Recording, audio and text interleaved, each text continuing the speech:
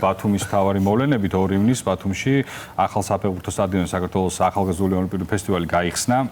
საკმაოდ შთამბეჭდავი იყო ეს ანახაობა, რომლის ნახვის საშუალებაც მაყურებელს ქონდა და როგორც გითხარით საქართველოს ეროვნული ოლიმპიური კომიტეტის ვიცე-პრეზიდენტი და ბიატლონის ფედერაციის პრეზიდენტი ბატონი მამუკა ხაბარელი ჩაგვერთვება ახლა, რომელთან გასაუბრების საშუალებაც გვექნება.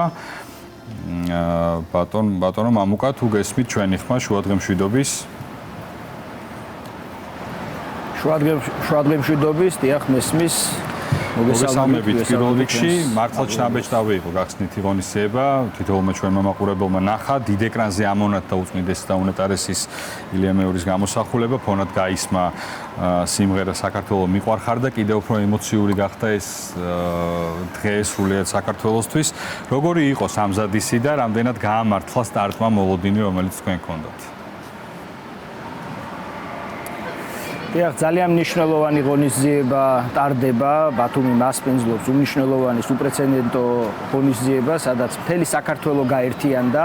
გახსნის ცერემონიაც თითოეულმა ჩვენთაგანმა ვიხილეთ, რომ ძალიან შთამბეჭდავი იყო, ძალიან ემოციური იყო და როგორც თქვენ აღნიშნეთ, პატრიარქის მიყვარხარ საქართველოს ეს მართლა ძალიან ისეთ დატვირთული იყო ემოციებით, ყველა ადამიანმა ვინც შეხვდა განსაკუთრებით აღნიშნა ეს ფაქტი, მაგრამ თავარი მოვლენა რა თქმა უნდა არის ის, რომ მთელი საქართველოს ყველა რეგიონი ახლა თავმოყრილია ბათუმში და ერთმანეთს ერკინებიან, მაგრამ აქ მხოლოდ შეჯიბრი არ არის, ეს არის განსაკუთრებული დამეგობრება ჩვენი რეგიონების ერთმანეთთან, მთელი საქართველოს ახლა არის ბათუმში და ამას ძალიან დიდი მნიშვნელობა აქვს. ისთვისაც განსაკუთრებული მადლობა ოლიმპიურ კომიტეტს, რომ აი ამ იდეას ხორცი შეასხაბუნებრივია საქართველოს მთავრობას, სრული მხარდაჭერისთვის, აჭარის ავტონომიური რესპუბლიკის ხელმძღვანელობას, ბათუმის მერიას, რომ აი ესეთი მნიშვნელოვანი პროექტი ხორციელდება და მე დარწმუნებული ვარ, მომავალშიც ძალიან დიდ პოპულარობას ოვებს ასეთი შეჯიბრებები. რა თქმა უნდა, ბათუმი ბოლო პერიოდში გახდა სპორტის თავშეყრის ადგილი და ეს ახარებს ჩვენს ბათუმელ მეგობრებს, ჩვენს მაყურებელს და რა თქმა უნდა, სპორტისთვისაც ძალიან კარგია, როცა ცდება დედაქალაქს და მოიცავს სრულიად საქართველოს. მე შემთხვევით არ მიხსენებია ბატონი მამუკას რეგალიების ჩამოსვლის დროს ბიატლონის ფედერაციის პრეზიდენტობა და სწორედ ამ თემაზე მინდა რომ გადავიდე წელს პირველად ბიატლონის საერთაშორისო დღე აღინიშნა და ამით ღონისძიების მონაწილე 30-ზე მეტ ქვეყანას შეუერთდა საქართველოს. ამაზეც რომ მოგვიყვეთ ორივე სიტყვით თუ შეგიძლიათ.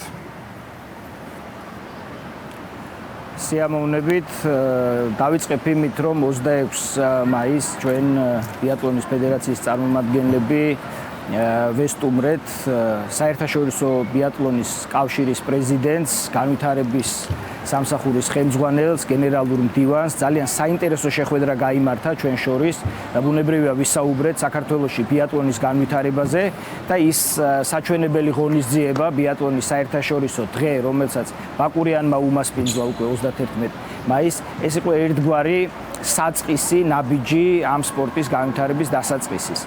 ვინაიდან იცით, რომ საქართველოს მთავრობის ხელშეწყობით ბაკურიანი 2025-ის ფარგლებში აშენდა უმნიშვნელოვანესი ინფრასტრუქტურა ბიატლონში, საერთაშორისო ოლიმპიური სტანდარტების ბიატლონის ტრასა და თავისთავად ყველას გვაქვს იმის მოლოდინი და სურვილი, რომ ეს სახეობა ამ სახეობის განვითარება დავიწყოთ.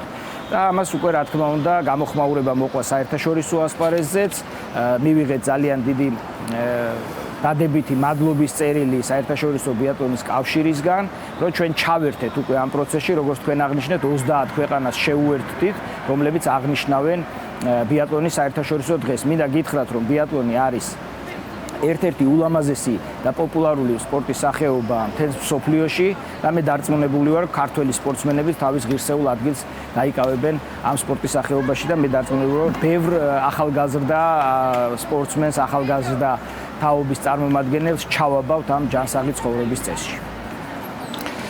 ბატონო მამუკა, ძალიან დიდი მადლობა. როგორც თქვენ აღნიშნეთ, გასულ წელს თითქმის 4 კილომეტრიანი საერთაშორისო სტანდარტების მქონე ტრასის მშენებლობა დასრულდა და განსაკუთრებით ალბათ ვინ საქართველოს კარგად იცნობს და მეთანხმება რომ ბაკურიანი იძლევა ყველა იმ შესაძლებლობას რომ გახდეს ერთ-ერთი მთავარი ქალაქი ალბათ ბიატლონის სხვადასხვა საერთაშორისო ტურნირების მასპინძლობისთვის და მომდევნო წლების განმავლობაში არაერთ მასშტაბურ ღონისძიებას ველოდებით, ასე რომ წარმატებები ბიატლონის ფედერაციას, წარმატებები ახალგაზრდულ ოლიმპიურ ფესტივალს და დარწმუნებული ვარ რომ ეს წელიც დაგვირგვინდება ბევრი ქართული შედეგით, ბევრი ქართული ოქროს მედლით და წლიდან წლამდე კიდევ უფრო მეტი წარმომადგენელი გვეყოლება სპორტის სხვადასხვა სახეობაში.